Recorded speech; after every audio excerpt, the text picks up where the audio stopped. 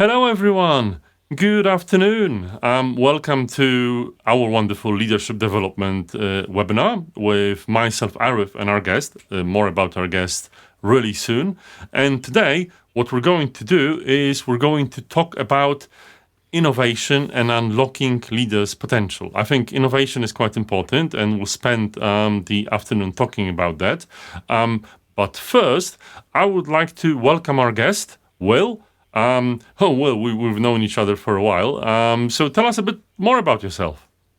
Okay, so I'm really excited to be on here today. I came into leadership from a sort of technology background, and I've been in the startup space for more years than I care to remember now. I sold my most recent one about 3 years ago. I retired for 9 days and managed at that point, and then I started some new projects after that. So sort of back in the startup space, trying to build new things again. So that's me. Currently, I'm working a lot around checklists and compliance and things like that. Well, as always, you're quite modest. We invited you because we're actually quite impressed with your work. Not only because we know each other, but you have a bit of an innovation lab, don't you? That's what I've got at the moment. My new project, an innovation lab. We're trying out some different ideas. Focused a lot on boundaries between real world and technology, and a lot on things like behavioral psychology. So that's where I'm really interested in technology and how people interact with technology, which kind of has an overlap into that leadership thing as well, like understanding people and technology together. I think it's a really interesting area. It does, and I think this is something quite great. So Arif, do you remember when you first met Will? Yeah. We were when that last startup we'll mention. Yes, trying to support the leadership team there and helping Will with some of the challenges that you were experiencing. I think. Thank you, and thanks for joining us. Thanks for being with us. It's great to be part of this conversation with you. I think what's interesting probably is with that research work you're doing or that lab work you're doing, Will, is how you're trying to find. Work with potential customers, users of the research you're doing, the lab work you're doing, working with them to identify the real needs, but then also getting solutions that create value as well. So maybe we'll touch on that. I don't know in today's session, but it's always a tough piece of work to do. But TK, you want to move on to I can imagine, slide now because we've got slides, right? And slides needs to move. So if you're with us, let us know where you're from. Sky offices, underground space, or maybe a city on Earth, who knows? But also let us know with a letter who you actually are. So if you find yourself to be a L&D or an HR professional, give us an A. B, if you identify as a leader. C, if you're an Agile practitioner from our large Agile community that we've been working with, and maybe you're just a wonderful human being, so put D as neither. You can use a combination. So that's what we usually do, and thank you, Hannah and Jennifer, for letting us know and giving us a letter. As always, keep these questions flowing. It's a live session. And I think it's important to use this facility to the best of our ability, which is if there's questions, we'll loop them into our conversation. So definitely, we have prepared some interesting, hopefully, conversation starters. And the first thing we want to talk about is, if I manage to press the right button, which is like, what is even innovation from a perspective of a leader? So, Will, you obviously are a leader and a leader in innovation. So what is it from your point of view? I feel this is coming back to me now because I think I suggested this question and you didn't tell me I was supposed to be answering it as well. So lots of things that we do in Agile. I suppose not everyone here's from an Agile background, but you're doing experiments. That's the kind of stuff we might do in Agile. Continuous improvement, all of these things. Often they're applied, but sometimes they aren't applied to questions around leadership or hierarchy or how organizations are organized, which is strange. So even in quite innovative environments, sometimes the actual, even when you've got a lot of people that are sort of asking these kind of innovation questions, it's just innovations kind of, I suppose it means new ways of doing things and trying different new ways of doing things and thinking about why we do things in a certain way. And sometimes that doesn't extend into the actual sort of organizational leadership questions in an organization, even in organizations which are quite innovation focused. which is so. But yeah, I suppose. I don't know. Have you guys got a good definition of innovation? Sort of figuring out new stuff. We've got definitions. Arif, what's yours? Well, I think there is this. I think for me, it's about this the braveness required to allow people you manage or are responsible for to explore or experience other ways of doing something. That's why I think. Well, I think that's where the challenge really is. The reading I was doing prior to today suggests that remains to be one, especially in large organisations. And I know, Will, your background and experience may not be in many large organisations, but from that perspective, that is the key gap here, where that braveness doesn't exist, and there are far more variables at play which create a pressure to maintain a status quo and not accommodate for risk to the extent where we need to do something different or try something different.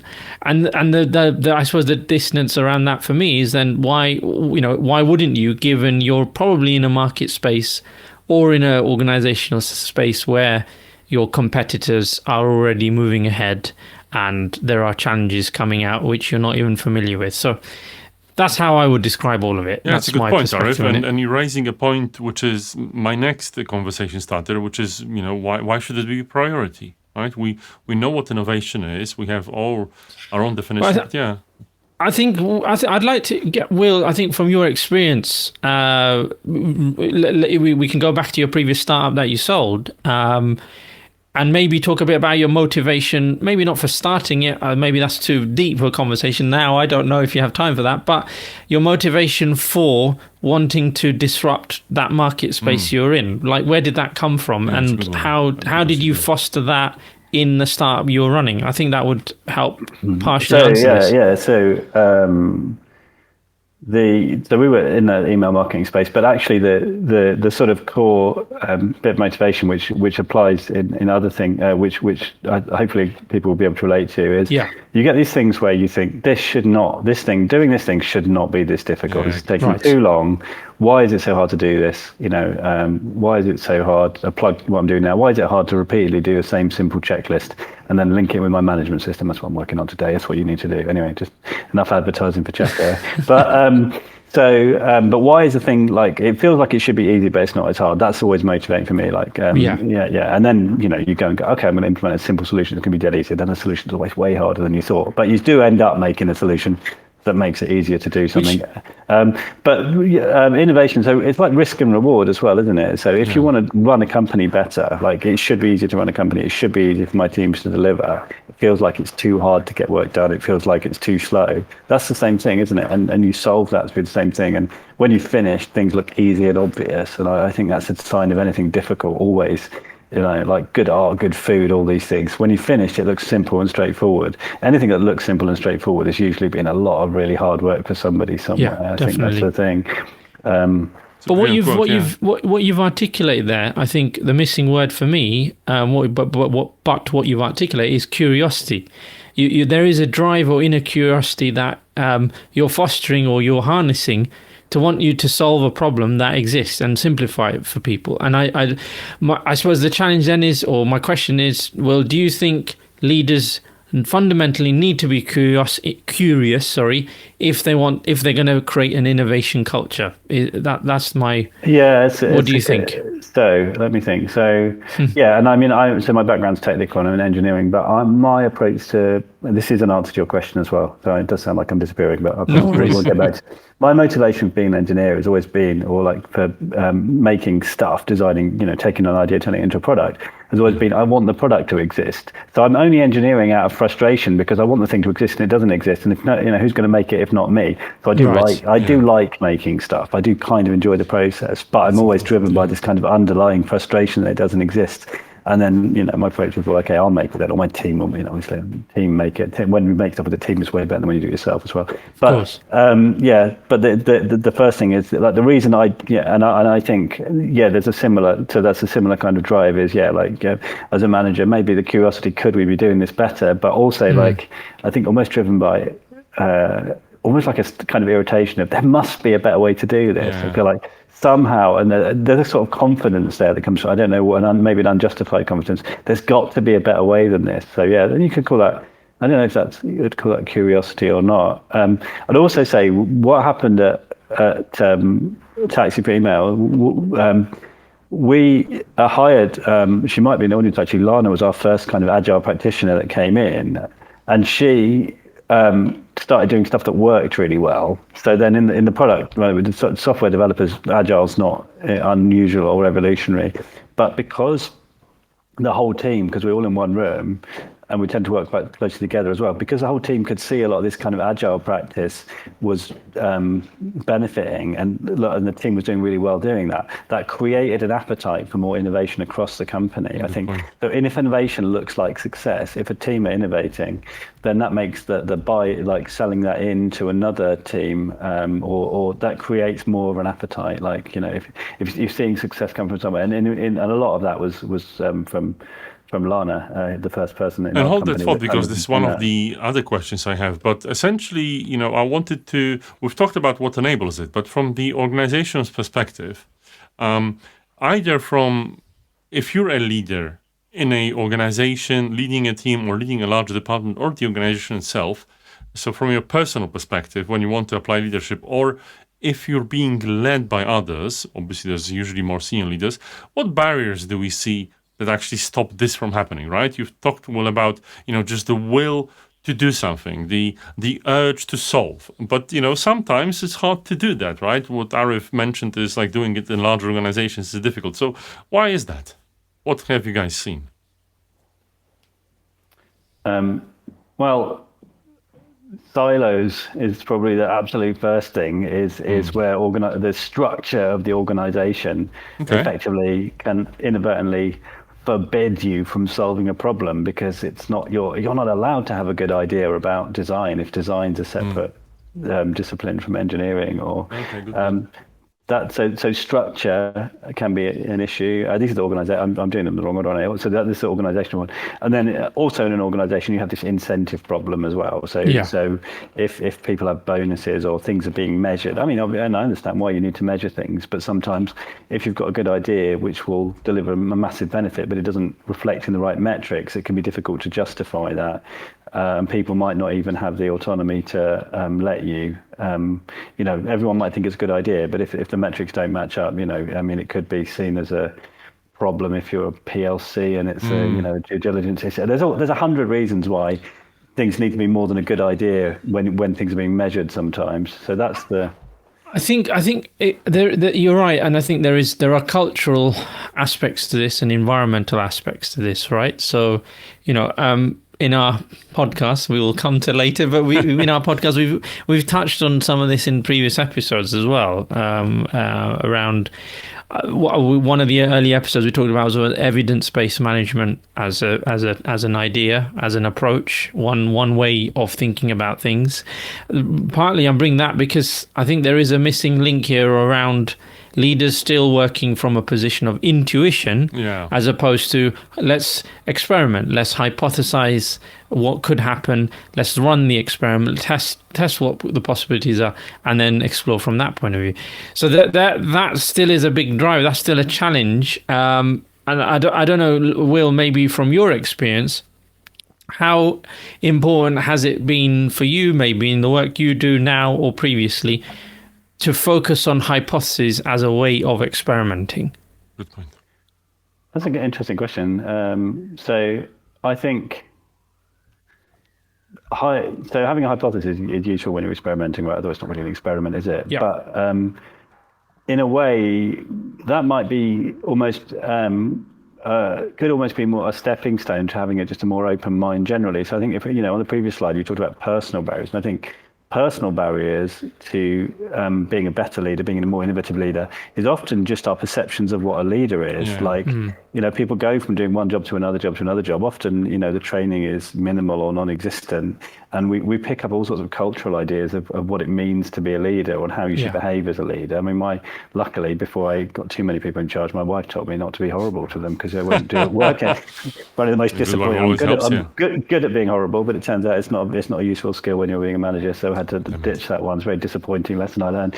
But there's, I think a lot of it is also just like failure of imagination sounds harsh, but there's this weight of culture of what it means to be a leader, what it is to be a boss and stuff. And you don't have to do that. You don't have to be that person. But because we're worried about paying our mortgages and being good at our job, sometimes we do a load of stuff without really questioning it. I think experimental mindset can be a step out of that stuff as well. So I think another more honest thought is we didn't have enough hypotheses before. But because I had a large shareholding in the company, I could get away with it. But that's not very useful advice to people who haven't. But that experimental mindset, I think, is important. So, I mean, for our listeners, not listeners, I mean, podcast viewers, excuse me, for our viewers, I mean, what's an example where you think you yourself have demonstrated an experimental mindset, or you've seen in a peer or anyone else you work with? Can you think of one that I think the one that would encourage it also from others, right? Shall I rephrase the question? Maybe I missed the question. The question will, sorry. Have you got an example of where you've seen experimental mindset in action, like something you've done, as a simple habit, right? Which sort of turned everything to an experiment, which is just when we're doing something new, is to just say it's a trial, because actually, the idea of the sort of omnipotent leader that this is an issue. Let's try this to see if it improves matters and regroup next week or next month or whatever. It's really useful. It's such a simple thing, such a powerful technique, because people who think it's not going to work, well, you've not asked them to do it forever, and you've admitted to them that if they're right, they get to say they're right in 2 weeks and everyone's happy. If it does work, they can be wrong without losing face because they don't have to argue against it.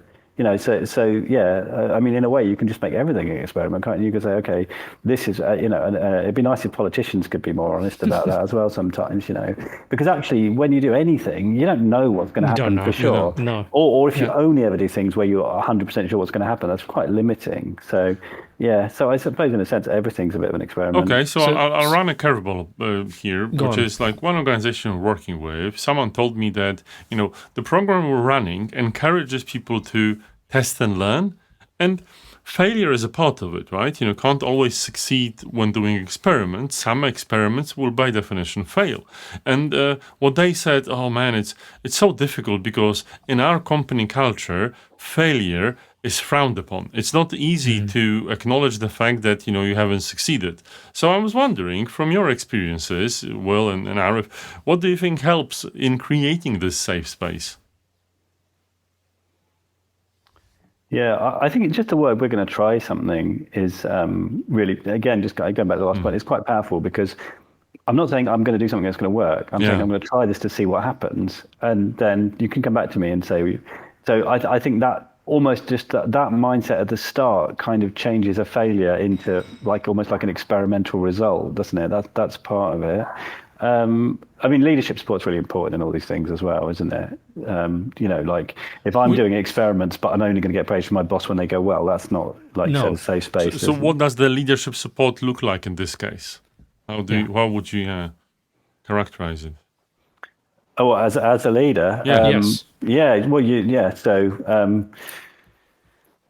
one thing is celebrating failure is slightly nonsensical, isn't it? Hooray, that cost us loads of money, we learned nothing. But pointing out to but being honest and saying we've learned something really valuable here, like by doing that experiment, and because we've stopped after 2 weeks, this has actually not been that big a deal for the company. And with that learning, we can be much stronger. So I'm really pleased we've done that. That's important, I think, and stuff like that. Also trying to take away the individual element of the, we'll try TK's idea next week, and then the week after we're going to try Make it personalized, Arif's yeah. idea and see which one is better. Well, that would be horrendous management. But you could sort of say, yeah, like Many people do, however. We're going to try this approach. Oh, and saying something's my idea, get out. If you find yourself doing that, try to stop, please, everybody, because it's not useful. Just that sort of stuff. But yeah, support. It's and just talking to people why it's an important process and meaning it as well, because it's really easy to listen to a podcast, read a book, and say, okay, now failure is acceptable here. But then come the annual reviews, we see who gets promoted or who gets a bonus. That's not saying failure is acceptable, or saying celebrating failure by having some sort of ridiculous champagne party every time you get something wrong. Again, I mean, come on, like That's reward, is it? Yeah. No, it's not my. I mean, I wouldn't be comfortable with that. I don't know. Other people might be more open because. So I have something that I've tried, and I've hopefully managed to somehow make it work. So for me, when it comes to that, I think what really helps people acknowledge that failure or trying things out that don't always succeeding, let's use this phrase, is acceptable, is modeling behavior from a leader. So myself as a leader, if I talk about my experiments that didn't work out, and I'm open about it in all levels of the organization, people will see that I'm modeling this behavior, and thus it becomes acceptable. Another way to do it, and this is something that really helps us in our programs when we're doing innovation management, is everyone is cheering each other. I'm not saying, as you said, well, these ridiculous parties, but we're not letting people fake success. It's okay to talk about failure, and you don't have to polish it. And as long as everyone else sees that everyone is having the same struggles, it's a bit easier, isn't it? I think when something took a few goes, that's a really important thing to remember as well. Because I think if you feel, it feels like sometimes it feels like everyone just gets everything perfect the first time they do it. But me, I like as an individual, we might see our own failures. So so as a manager saying things like this took, or as a leader saying this took us, this is these slides I'm showing you right now. It's taken me 5 attempts to get this right. This has been taken all week or something. Or this project we've done, like this is the 3rd time we've tried to crack this particular area or this, and it's so being really clear that and we're extra pleased that we got this right this time, because it has taken a lot of effort and a lot of goes, and seeing those first 4 tries as part of the route to the solution, journey, right? Part of the learning, rather than just sort of as if you'd get to the 5th. It's not random. You learn stuff from, even the ones that go wrong. You learn stuff from that you're feeding into the next experiment. You're always learning. So you might get some details. You might see something that worked badly and one thing's worked really well in what was otherwise a disaster. That might prove to be very important come the 5th, or 3rd or 2nd go, and then you find, I love what the conversation here. It's really what's the word I'm looking for? Implementable advice, and hopefully our listeners, viewers, and listeners too. You're also listening, listeners, yes.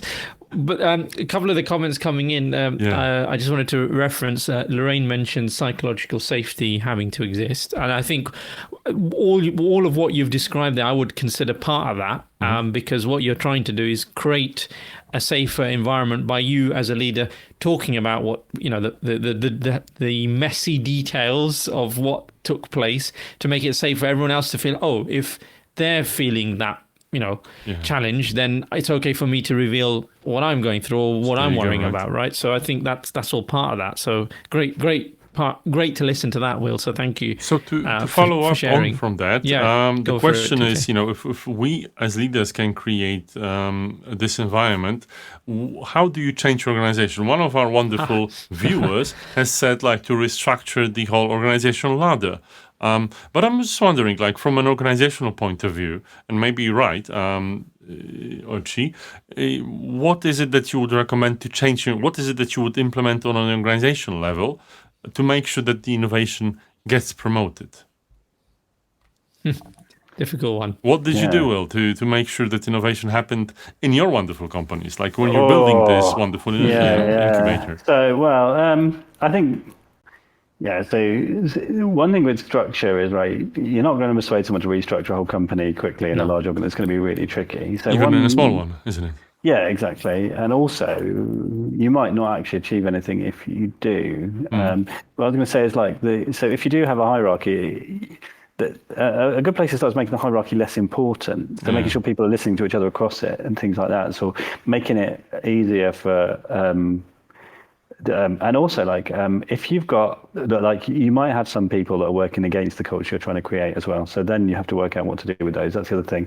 Talk about having a safe space. Like almost everybody can work in a safe space and they get better out of it, almost everyone. And the ones that can't, you don't need them in your organization, and that's the hard truth. But it has, but if communication between different teams or different silos and different responsibilities, that will help you innovate, right? Because a conversation between, fun fact, the front of Japanese trains is duck-shaped, bill-shaped because, airflow reasons or whatever, because of a conversation between a duck beak expert and a man who was tasked with making trains make less noise when they go into a tunnel. So you need your figurative duck beak experts to talk to your train tunnel people. So if you have a department manager, a departmental leader or something like that who is telling everyone not to let people from outside talk to their team because they've got important work to do or something like that, those kind of situations, you've got to figure out what's going on there and work out if you need to have if they need to maybe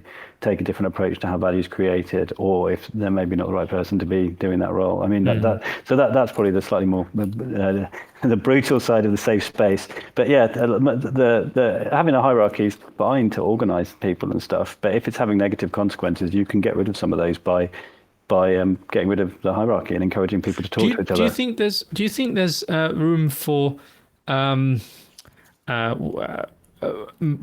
building that into outcomes, personal outcomes or personal goals, in terms of rewarding that type of behavior? So like as part of a performance plan for some leaders or a leader or whatever, it's like, okay, I will recognize you if you do the right, if you demonstrate these type of behaviors of greater collaboration, etc., and I'll measure you accordingly. That's a good one. Yeah. Do you think that approach could work? Just a thought. Designing kind of things like commission schemes and stuff is way outside my expertise, but I know someone got a Nobel Prize for saying it's difficult to do these things without getting unintended side effects. So on that, I don't have a lot to offer you, but I will say people respond really well to really small rewards, and that's actually some work we've done in the lab. So people will do probably more for some free chocolates in a silly competition than they will do for £1,000 pay rises. Of course. I wasn't thinking of like major financial reward. No. It was just like we'll recognize you. And like the easiest reward is just praise and stuff. Just recognizing, like if something saves, is really improving outcomes for your customers or something because of like some people across 2 different teams work together to do something, make sure everybody knows that. Have a, like either send a nice email out, have a little party, do something, or just encouragement like that. Yeah. Wasn't there some, which aircraft manufacturer had some kind of competition for weight saving, wasn't it? Oh, it's our favorite aircraft manufacturer, Arif. You know who's our favorite? Yes, it is. That one. In the good old times. Not nowadays. The good old times version of Boeing. Yeah, not the current monstrosity. That one, So that version of, sorry to anyone who works at Boeing, apologies. That version of Boeing, they ran competitions or, incentivized their staff. So if you find weight savings, you'll get. And what's the best part of it, Arif? We've actually met a person that was doing that when we were working with a different aircraft company. Yeah, well, you might have I not told you the story. So I told this story to another aircraft company, and the person that was there previously worked at Boeing, and they said, well, this was actually my job. And I was like, that was his whoa, job. Yes, it was. I'm so validated that finally my consultant, trainer, coach story, someone is actually there. So it was a brilliant experience for them, and they felt so empowered. So yes, I've got second-hand experience when it comes to that. So that's a brilliant example, Arif. But everyone has different reasons. And in the final minute, what I wanted to ask is to all of 2 of you and myself too. Well, we can go from the top, which is Will, you the first one. Is what's your personal reason to innovate? Why are you an innovator? Yeah, well, so I guess I talked a little bit about that sort of frustration of things I want not existing. So, but a more positive one actually is working on innovative projects in a team where together you come up with a really good solution is just the best thing, the best feeling. It is. And you can be like proud of, if you can do some work you can be proud of, and where you can't really point to each bit of it and say who did it. If it like building something collectively, like my first experience with that, it was quite a long time ago now, but yeah, from that I've kind of been hooked on that, and working, and that's again that's just, somebody commented about a safe space. That's why you need a safe space, so people can to collaborate, and then the reward from that's so big that if you can have that start happening, then hopefully it will just keep continuing because everyone understands why it's so important. So there you go, right? Arif, a quick one from you. Why do you innovate? Well, I think because you want to solve problems for people and make life better for people, isn't it? That's really what it is. And I don't do much of it, maybe, but I think, well, maybe what we're doing with our business, TK, is part of that. Sometimes it's easy to take for granted, right? And I just innovate because, I'm curious and I want to tweak with things, and sometimes they blow up, sometimes they succeed. I can't tell which one's which sometimes, but hey, I just have this innate curiosity about me, and innovation, I think, and as I think you said yourself, Will, this is a very important component of innovation. So finally, Arif, a very quick one. You've talked a lot about listeners, so why should people listen to our podcast? Yeah, because it's a great way to learn about various aspects of leadership. We publish weekly. We're going live every Friday, so please download our episodes, latest episode from your favorite podcast player. Quick early warning, we're heading towards season 2 starting in September. We've got some exciting plans. Arif is already, highlighting, revealing what may happen. But we're not there yet. Don't reveal too much. There's a whole campaign planned. But finally, we would like to thank you for your attention. And yes, Will, thank you for being here with us. Thank you for coming, and thank you for telling everyone all your wonderful stories. So just tell us where is it that our viewers can see more of you? Checkr.net, or you can always look at CHECQR, Checkr with a QR because we do QR things. .net is the website for the project I'm mostly working on. You can also find me on LinkedIn as well. Yes, and find Will on LinkedIn. You can do it through this meeting. And Will, by the way, and his wonderful lab created the best, in my personal opinion, QR code reader and creator, which I'm using all the time, even in the previous slide. It's actually made by you, Will, which is a surprising coincidence, isn't it? I didn't think that will happen, but it did. So thank you so much, everyone, for tuning in. It's been wonderful, and we'll see you soon next month for the next webinar, Watch This Space. Bye-bye. Bye, everyone.